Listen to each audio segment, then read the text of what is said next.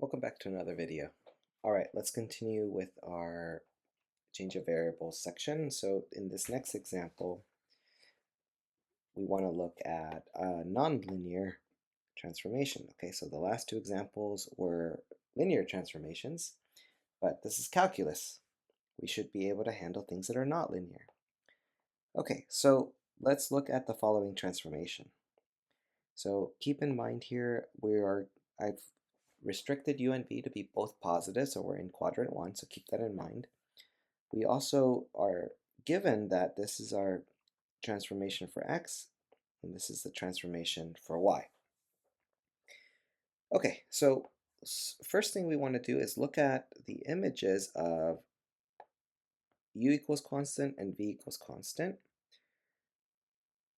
Then let's look at what t of the following set is going to be. So this is what we're going to basically think of as d. And d star is going to be this. Now, this is Cartesian product, so just keep in mind this means I want u to go from 1 to 2 and v to go from 1 to 2. Sketch before and after pictures for d and d star. Okay, sounds good. Let's compute the Jacobian. Then let's do the inverse transformation. Let's figure out what that is.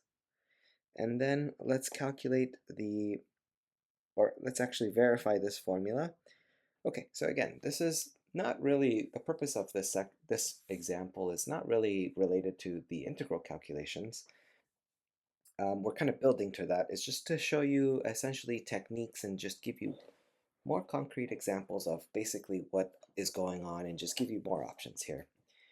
All right, so let's start with just figuring out the images of u equals constant and v equals constant and sketch before and after. So really I'm going to do parts A and B at the same time. So let's just kind of draw pictures here. Let's label this the UV plane. Okay, then T is going to send lines U equals constant and V equals constant to something. What are these going to get sent to? That's what we're trying to find out. Oops.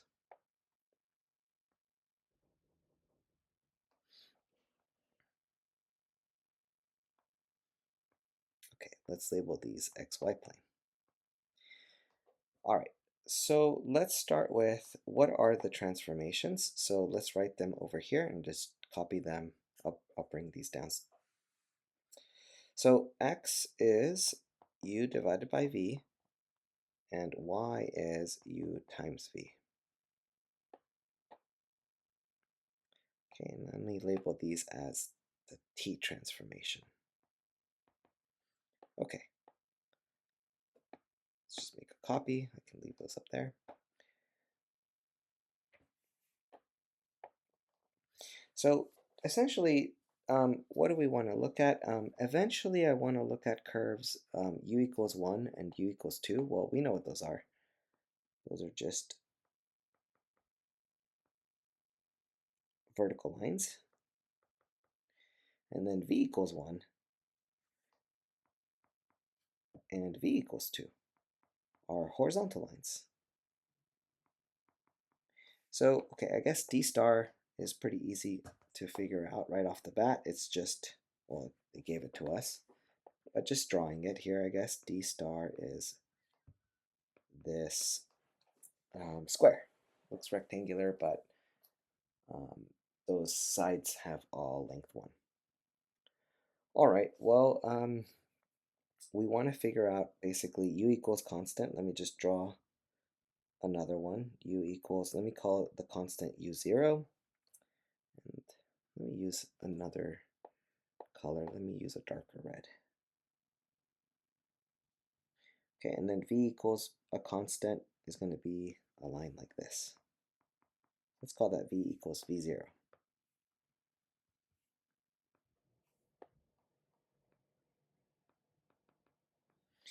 All right, so to figure this out, essentially what I'm going to do is, and there's no real like systematic method here, what I'm going to do is basically try to isolate the u and leave everything purely with just x's and y's. Okay, so first thing I'll do is solve this equation for u, multiply both sides by v. Okay, so I've got this, and then again, there's kind of a little bit of insight here. Notice I have a u times v is equal to y, so if I basically just square u, that's the same thing as u times u, but because u is equal to xv, I can just think of this as u times xv. Okay, and now rewrite this as x times uv, can just move pieces around. Now u times v is exactly y, so I can replace this and rewrite this as x times y. So this gives me the insight that, okay, if u is equal to a constant, I can write this as u, the constant squared, equals x times y. Now, what is this? This is going to be a hyperbola. And in fact, let's draw a specific one at u equals 1. If u is equal to 1, then x times y is equal to 1 squared. This is in the xy plane, just the standard hyperbola, so this one. And in fact, I'm only drawing the top piece here. Okay,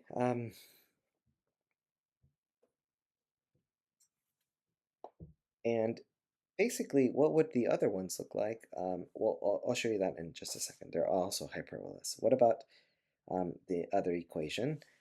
Let me just make this a little bit clearer. What I've shown is xy equals u squared. Okay, so that's helpful here.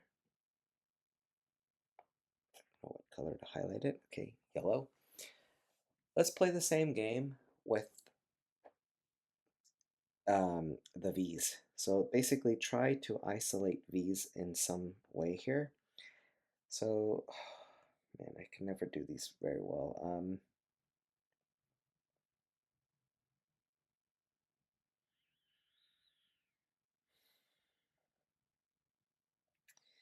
So start with this equation.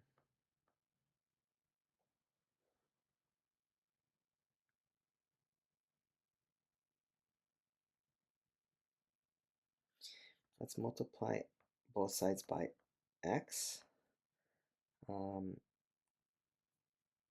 X, u, v. How do I get rid of the u?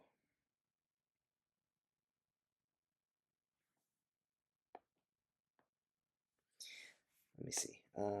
Y equals uv. Can I get rid of the u? Oh, yeah, check this out. Get rid of the u and replace it with xv. That's this equation from before. And I've got an extra v, so I've got xv squared. Okay, great. So what I've got here is y divided by, or actually y equals v squared in parentheses x. And let me highlight, let me highlight this. Okay, why am I highlighting that in that weird way and not doing it the other way around? Well, remember, if v is a constant, then what does this look like? This just looks like y equals a constant squared times x. What kind of curves are these? That's just a line. It's a line through the origin. And in fact, the slope is v0 squared. So let's look at a specific one. If I look at, let's say v equals 1, I'm going to get the following curve. If v is equal to 1, I'm going to get y is equal to 1 times x, or y equals x. I know how to graph that. Here it is, and why don't I label this as my x times y equals 1. Okay, and if you've kind of are scratching your head, why is that? Well, remember, I hope you remember that 1 over x is the hyperbola, okay? So, good. Um, let's look at the other values. Okay, what do we get if we've got u equals 2 and v equals 2? Plug those in and look at the equations in the x and y plane. So x times y equals 4. That is going to give me another hyperbola. Draw a little nicer. Okay, there we go. This is, I don't like how, put this one below. And point, that's the bottom one, and the top hyperbola is x times y equals 4. Okay, if v is equal to 2, what do we get? Y is equal to v squared. V is 2, so that's going to be 4x. Okay, I know how to graph that as well.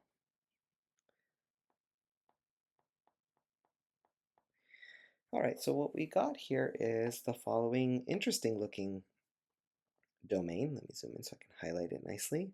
So it is definitely curvy. Okay, 2 of the sides are straight, but 2 of them are pieces of hyperbolas.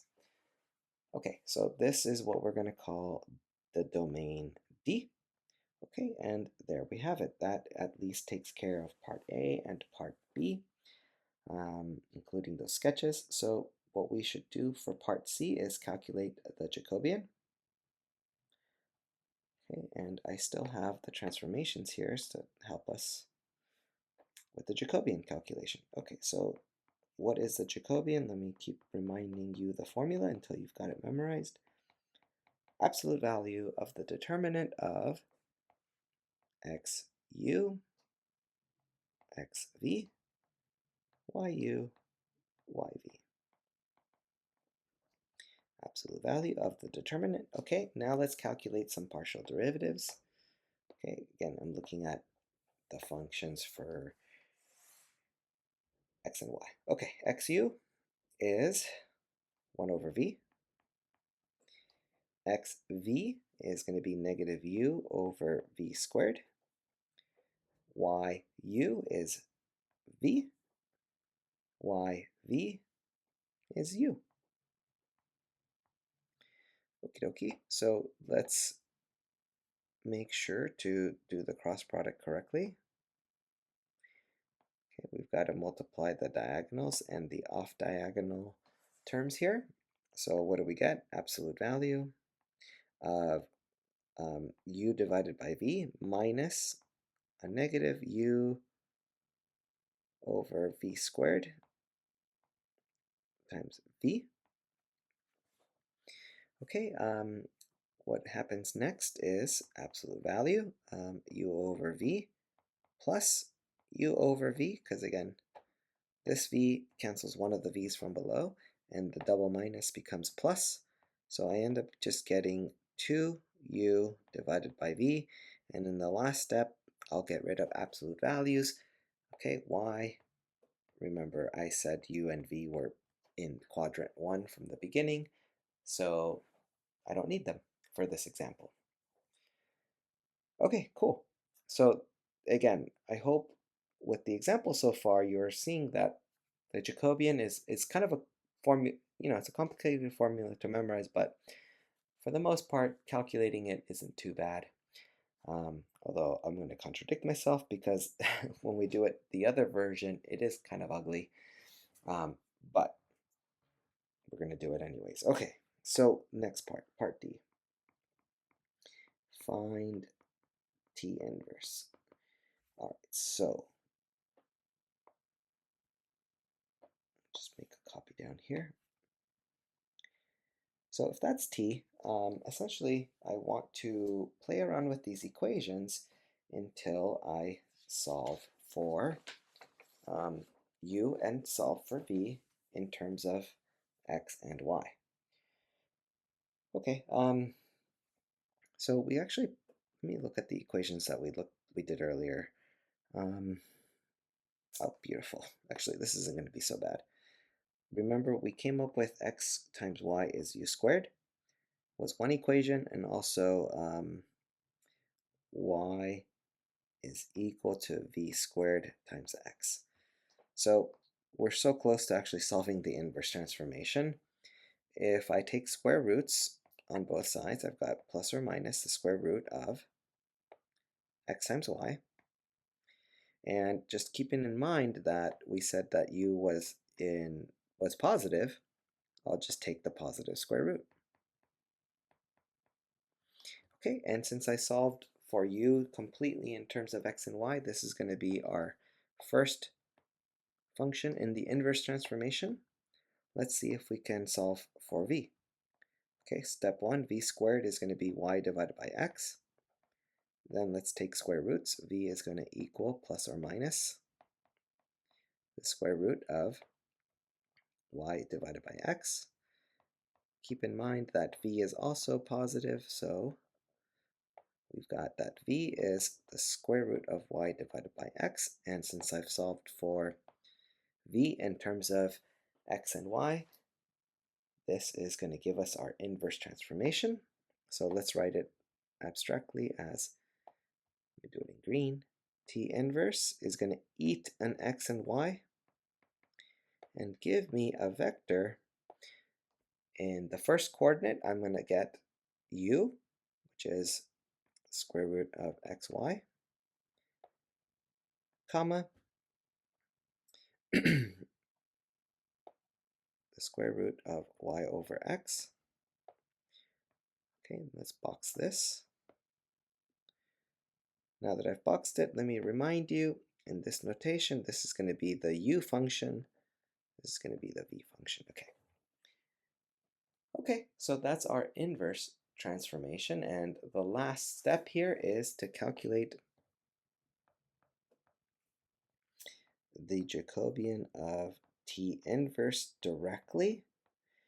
Okay, and we've got the Jacobian of T up here. Let me highlight it. Okay, let me start with the theorem so that we know what the answer should be. Let me do this. So I'll continue the official calculation over there, but by the theorem, we know that this is the reciprocal of the absolute value of the Jacobian of T. Okay, that's the reciprocal of, okay, what was it? I already forgot. 2u divided by v.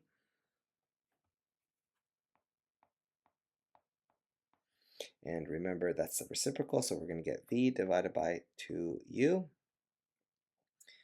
Okay, this is what we're going to get in the u and v coordinates. So let's see what we get when we calculate it from the inverse transformation for the Jacobian. So we got absolute value of the determinant of, okay, so for the inverse transformation, we've got to do the u in my first variable, u in my, let me see, how do I usually do it? Yeah, u in my second variable, then v in my first variable, v in my second variable. Okay, and now these unfortunately are not as fun. So let me give myself a little bit more space, big matrix here. Okay, let's take the partial derivative of u with respect to x. Okay, keep in mind, let me use some gray color. The formula for the square root of x, the derivative of that is 1/2 x to the negative 1/2. So I'm going to write it like this.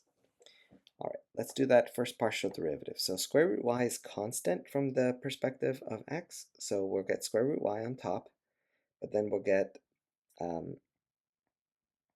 2 square root of x in the denominator when I do the partial derivative of u with respect to x. Now let's do the partial derivative of u with respect to y. Okay, this time square root of x, constant, and same formula, but use it for y's. That's my that's my derivative of square root y. Okay, that takes care of the, excuse me, top row. Bottom row, let's do vx next. So Vx has square root of x in the denominator. So let's just write that as x to the negative 1/2. The derivative of that, negative 1/2, x to the minus 3/2, which how do I want to write this? Negative 1 over 2. And let me write it like this. It's going to make the calculation later a little bit nicer. So I'll write it as square root of x cubed. Okay, cool. Again, that's v. This is our v.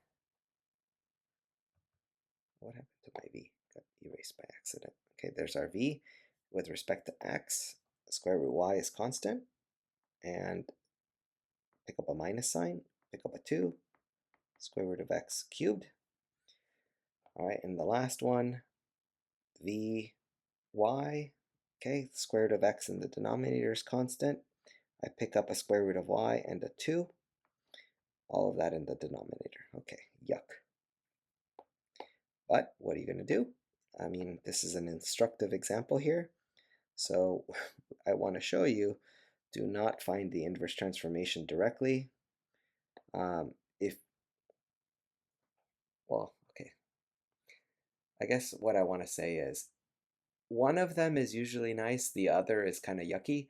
So in this case, the original that I gave you was pretty nice, and taking those partial derivatives, it had a v in the denominator, but that wasn't so bad when we did the determinant. Here, the inverse transformation is just, it's not as nice.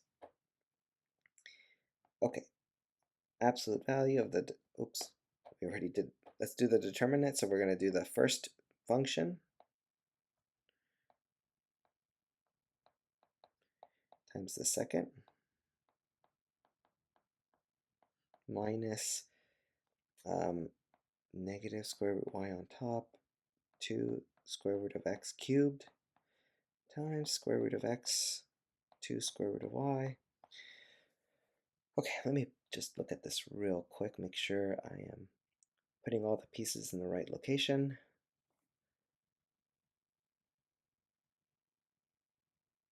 Okay, looks good. Let's simplify this a little bit. Absolute value, square root y's disappear.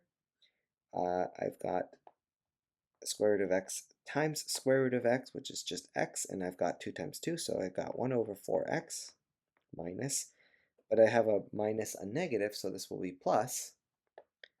Okay, square root of y's cancel. Square root of x cancels one of them, so that's going to be a 2. And square root of x squared, also x. All right, so 2 times 2 is also 4, so I've got 1 over 4x plus 1 over 4x. That is going to be 2 over 4x, giving me 1 over 2x. Okay, and I'm done. And then we zoom out and we go, wait a minute, I got v divided by 2u. But when I did the Jacobian of t inverse, I got 1 over 2x. Well, how do we reconcile this? Well, do I know a formula for x in terms of u and v? And of course we do. We know that x is u divided by v. So if I want these to check if these are actually correct, one more step. X was u divided by v.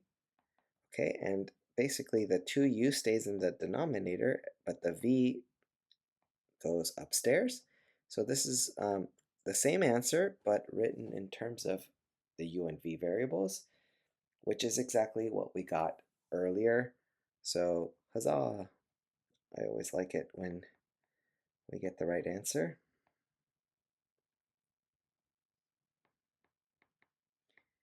Okay, so hopefully this example, kind of long, but it's to convince you that that theorem I keep citing works.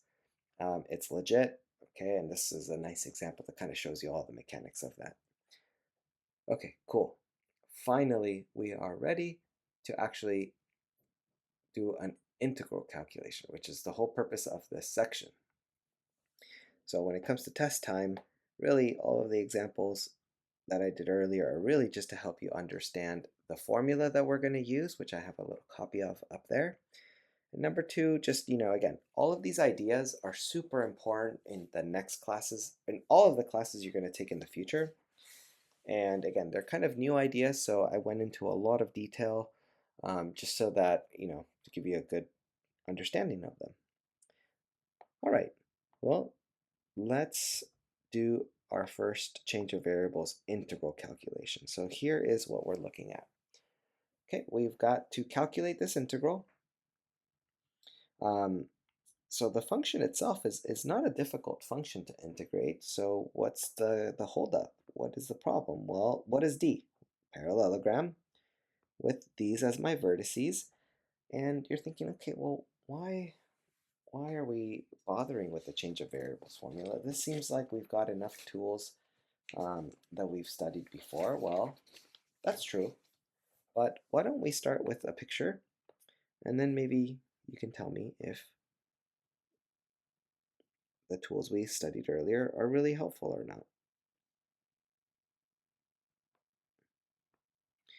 So let's label this in the x and y plane, because again, this problem begins its life as x and y.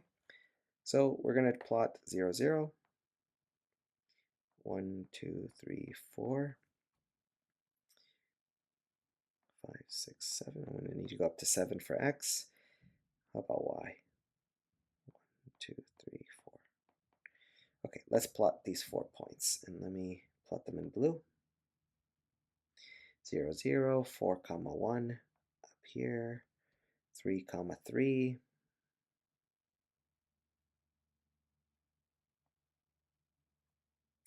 and 7, comma 4. They did say it's a parallelogram, so let me try to sketch these lines carefully here.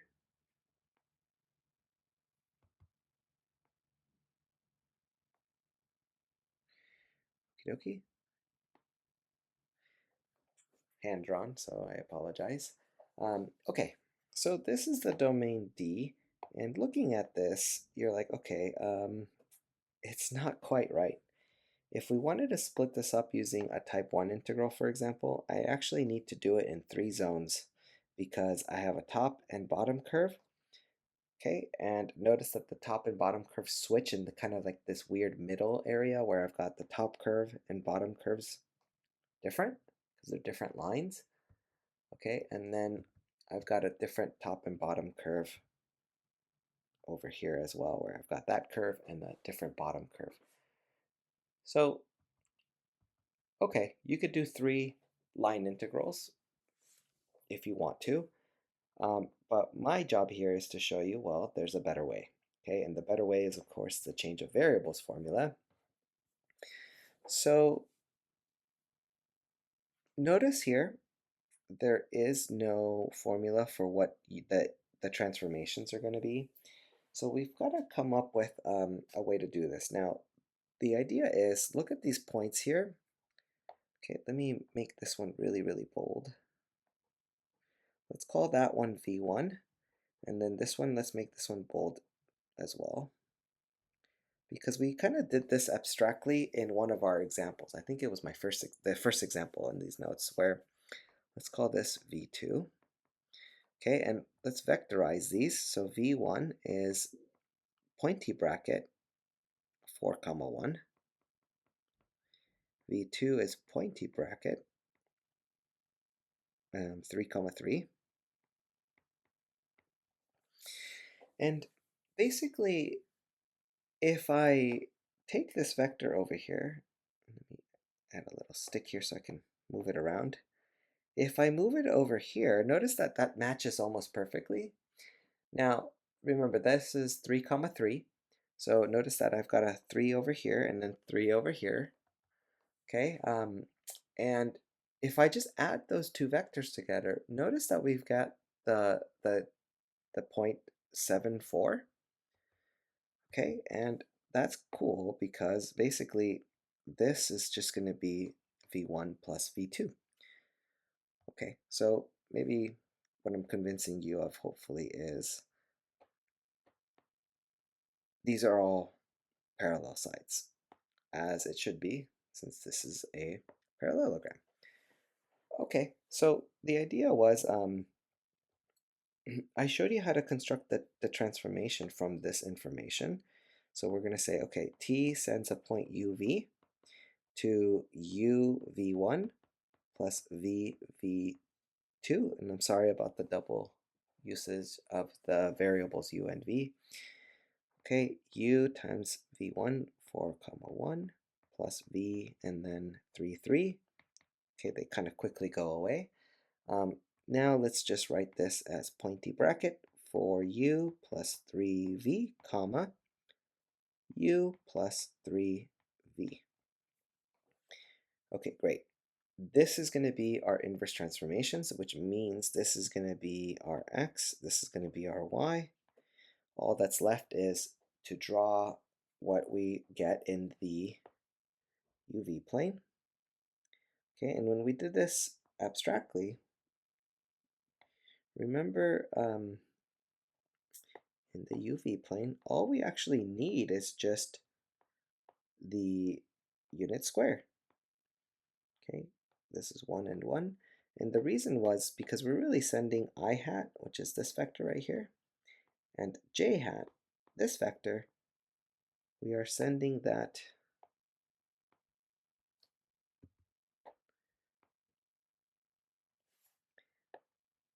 to the parallelogram. Okay, so great. We've got the transformation, we've got the points. If you want to, at this point, you should probably pause the video and see if you can come up with all of the equations for all of these lines. Okay, the domain d star is pretty simple, right? Let's just write it symbolically. D star is u goes from 0 to 1. Excuse me. V goes from 0 to 1 as well. Okay, so that's the unit square. A quick way to convince yourself is, okay, set v equals 0. And again, you can look at these transformations here. If v is equal to 0, and u goes from 0 to 1, you're basically just going to travel from all of the points along that diagonal. Okay, if if v is equal to 1 and u is equal to 0, you're going to travel along these ones, okay, etc. All right, so now that we've got that, let's go ahead and calculate the Jacobian. Again, we've got t over here, the Jacobian of t. Actually, before we do the Jacobian of t, let's start our formal calculation. Okay, this is how I want to start it. This is our goal.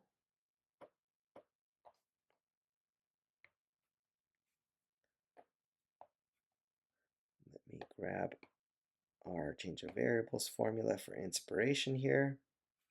Zoom in a bit. Okay, so we start in the x and y plane. The change of variables formula tells us we can write this double integral over the new variables d star. Okay, we have to figure out how to change the function e into our new variables. Okay, but we know how to do that part because I know that x is 4u plus 3v. So I can actually just go ahead and start changing stuff, right? There's a 4 and then change the x to 4u plus 3v minus parentheses y, which is u plus 3v. Okay, and the next step here in the change of variables formula is to calculate the Jacobian of t. So let me just write that symbolically because we'll do that in the next step. And then finally we put du dv. Okay, and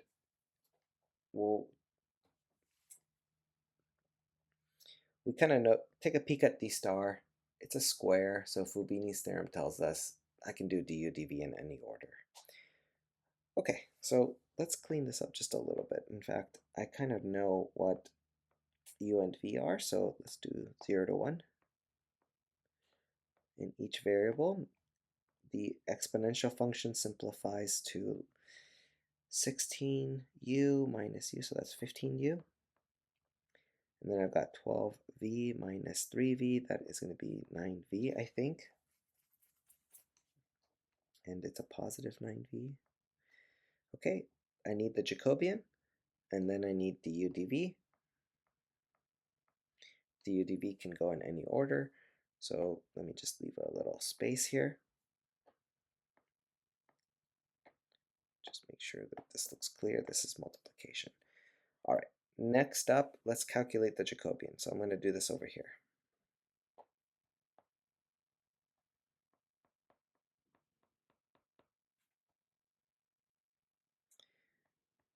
Since we are calculating t, we're going to do the absolute value of the determinant of xu, xv, yu, yv, absolute value. Okay, and determinant of, okay, now the partial derivative of x and u is 4, partial derivative of x and v, 3, partial derivative of y and u, 1, partial derivative of y and v, 3. Okay, so do the determinant. So we've got 12 minus 3 giving us 9. So I'll draw this in red so that it kind of matches our formula. Okay, cool. So this is our new integral, and look at this. This is really nice. Of course, we did have to learn quite a lot of theory to get here, but with a little bit of practice, you can recognize, hey, wait a minute, this is pretty sick. We can use the sometimes useful trick to get us the following. Pull the 9 outside, do the integral from 0 to 1 of e to the 15u du times integral from 0 to 1 of e to the 9v dv, and just integrate each one, and we are almost done. So 1 over 15 e to the 15u, u goes from 0 to 1, and again, since we've got two variables, I'm going back to my convention, strongly recommended. Okay, integrate e to the 9v, 9, e to the 9v, v goes from 0 to 1. All right, almost done. Let's evaluate these limits, and we are done with this example. Okay, this is going to be e to the 15 minus 1. And again, don't forget, these are all multiplications. E to the 9 minus 1. Okay, turns out that these 9's end up going away. Final answer, 1 over 15. E to the 15 minus 9. E to the 9 minus 1. Nothing more I can really do with that. I mean, of course, if you love factoring, go nuts. I don't. I will stop right now. Okay, so let's back away. This gives us our final calculation, and if we did it as type 1 integrals and we did it as 3 separate integrals, we are probably not going to get this exact formula. However, we would get something that would be algebraically equivalent. It's just going to be tougher, tougher to check. Okay, so cool.